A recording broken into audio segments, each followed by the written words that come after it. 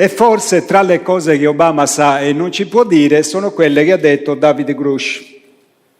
Il 5 giugno del 2023, questo sito che si chiama The Debrief, questo è il link se lo volete cercare, pubblica l'intervista a David Charles Grush, un giovane di 36 anni, ex funzionario della task force sugli UAP, ex militare che ha combattuto in Afghanistan o in Iraq, mi sembra, ex uomo dell'intelligence. Poi io su tutti sti ex sinceramente non ci credo. Per me chi sta nell'intelligence è come la mafia, ne vieni solo fuori in orizzontale con un cappotto di legno. E Grush dice: gli Stati Uniti possiedono navi extraterrestri parzialmente o totalmente intatte, i corpi di piloti extraterrestri e programmi di retroingegneria su dispositivi alieni recuperati. Che cos'è la retroingegneria? È lo studio di un componente tecnologico per capire come funziona per poi replicarlo, che rivela che il governo americano possiede astronavi extraterrestri, corpi extraterrestri e che li studiano già da decenni per replicarli.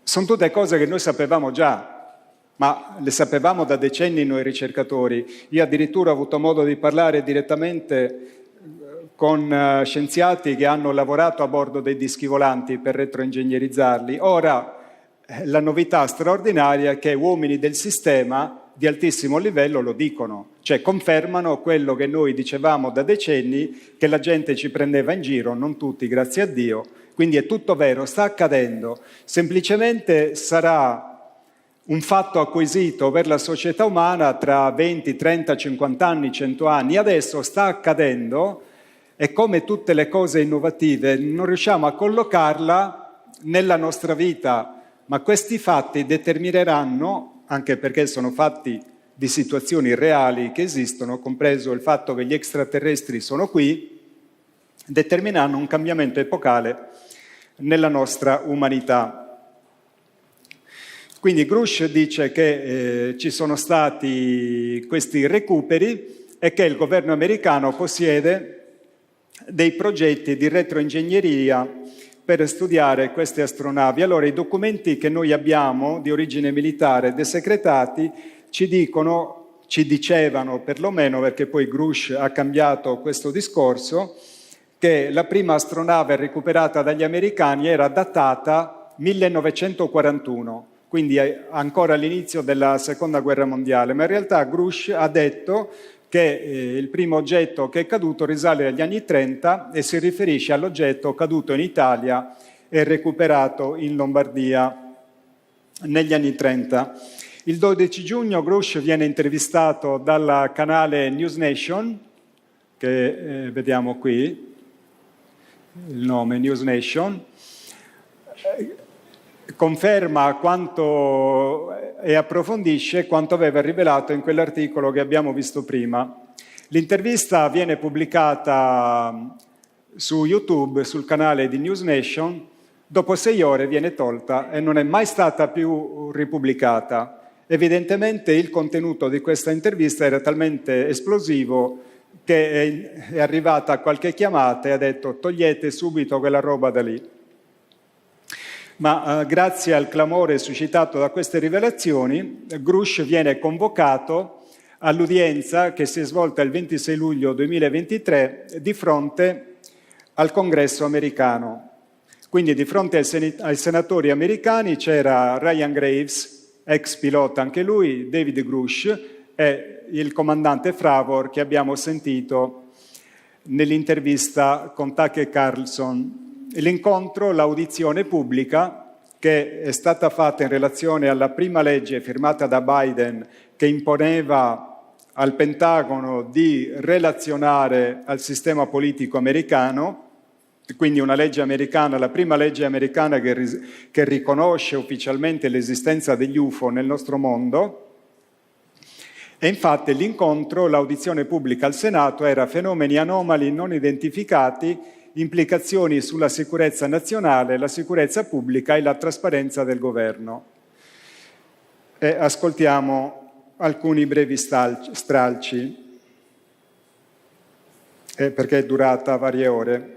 Sulla base delle vostre esperienze e osservazioni, ritenete che gli UAP rappresentino una potenziale minaccia per la nostra sicurezza nazionale? Sì, ed ecco perché. La tecnologia che abbiamo affrontato era di gran lunga superiore a quella che avevamo e si poteva mettere ovunque. Se ne aveste uno, se lo catturaste, se lo modificaste, se lo faceste funzionare, stareste parlando di qualcosa che può andare nello spazio, andare da qualsiasi parte, scendere in pochi secondi, fare quello che vuole e andarsene. E non possiamo farci nulla. Niente. Ok, qualcuno di voi due? Vorrei anche aggiungere che, dal punto di vista dell'aviazione commerciale e dell'aviazione militare, noi affrontiamo l'incertezza nel nostro spazio operativo nell'ambito delle nostre azioni professionali. Identificare l'amico dal nemico è molto importante per noi. Quindi, quando abbiamo obiettivi non identificati e continuiamo a ignorarli a causa di uno stigma o della paura di ciò che potrebbero essere, è un'apertura di cui i nostri avversari possono approfittare. Quindi sia Fravor che Ryan Graves dicono che sono potenzialmente una minaccia perché nel concetto terrestre un oggetto che vola nei tuoi cieli senza che si sia identificato rappresenta una minaccia, e questo nonostante da parte di questi mezzi non ci sia stata mai nessuna azione ostile. Poi Grush, interrogato, conferma che il governo americano possiede UFO recuperati, anche corpi alieni, e lo nasconde. Ascoltiamo un breve brano della sua dichiarazione. Signor Grush, lei crede che il nostro governo sia in possesso di UAP? Assolutamente. Il tutto basato sull'intervista di oltre 40 testimoni in 4 anni. E dove? Conosco i luoghi esatti e tali luoghi sono stati forniti all'ispettore generale e in parte ai comitati di intelligence. In realtà ho chiesto alle persone con conoscenza diretta che rilasciassero una dichiarazione protetta all'ispettore generale. Ha mai subito ritorsioni o minacce per la sua testimonianza o qualcosa del genere? Sono state molto brutali e molto spiacevoli. Alcune tattiche usate mi hanno danneggiato sia professionalmente che personalmente, ad essere sinceri. È a conoscenza di persone che sono state ferite o danneggiate nel tentativo di coprire o nascondere questa tecnologia extraterrestre? Sì.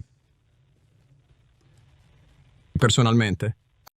Il governo degli Stati Uniti è venuto a conoscenza di prove effettive di forme intelligenti extraterrestri altrimenti inspiegabili? E se sì, quando pensa che questo sia avvenuto per la prima volta? Come ho già detto pubblicamente, fu negli anni 30 del secolo scorso. Se credi che abbiamo velivoli precipitati, come hai dichiarato prima, abbiamo i corpi del personale che pilotava questi velivoli. Come ho già dichiarato pubblicamente nella mia intervista a News Nation, sono arrivati materiali biologici con alcuni di questi recuperi. Erano materiali biologici umani o non umani? Non umani. Questa è stata la valutazione delle persone con conoscenza diretta del programma con cui ho parlato, che è ancora in corso. È a conoscenza di individui coinvolti in programmi di ingegneria inversa di velivoli di origine non terrestre? Sì, personalmente. Ora, in una sede istituzionale tra le più alte del pianeta si fanno discorsi che prima potevamo sentire nei film di Guerre Stellari piuttosto che di, come si chiama quello dell'Enterprise? Star Trek. Cioè, sta accadendo, vi rendete conto? In sede istituzionale, Congresso degli Stati Uniti d'America, la più grande forse potenza mondiale, si parla oggi di cose che prima ci prendevano per il sedere e se ne parla seriamente. Quindi è un fatto storico di portata assolutamente straordinaria, lo ripeto perché poi queste informazioni nei media non sono messe così tanto in evidenza, perché la portata di queste dichiarazioni, di questi fatti, è straordinaria. Solo quella varrebbe la pena che il pianeta Terra si ferma, la società umana e ragiona. Oh, ma siamo visitati da gente più evoluta di noi, ascoltiamoli, sentiamo cosa hanno da dirci, fermiamo la follia che ci sta portando all'autodistruzione, perché questi esseri, così come viene detto di fronte al Congresso americano, sono qui con tecnologie superiori alle nostre, quindi hanno una scienza più avanzata, concetti sociali più avanzati, possibilità di intervento sui problemi del pianeta, inquinamento, energia, fame, malattie molto più alte delle nostre. Ci vogliamo parlare? No. Noi sì. Loro no, perché perderebbero il potere. Diventerebbero cittadini comuni, invece siccome questi delinquenti pensano di essere al di sopra di noi, si frappongono come la porta di una cassaforte inespugnabile e ci impediscono di avere accesso al contatto. Noi invece il contatto lo vogliamo, ma se continuiamo a dormire ne pagheremo le conseguenze. Grush dice di conoscere chi possiede le astronavi e i corpi, ma in questa audizione non lo dice pochi mesi dopo e rivela che una di queste istituzioni è l'industria dell'apparato militare industriale statunitense Lockheed Martin. E sentiamo le sue parole che ha pronunciato in un'intervista a un blogger su YouTube. Davanti alle telecamere del famosissimo podcast Joe Rogan Experience, ha dichiarato che l'appaltatore del governo degli Stati Uniti, Lockheed Martin, è in possesso di resti di veicoli extraterrestri e che vorrebbe sbarazzarsene. Quindi la Lockheed Martin voleva smaltire questa roba in una struttura specifica che io conosco, che ho fornito all'ispettore generale, con l'indirizzo e tutto il resto.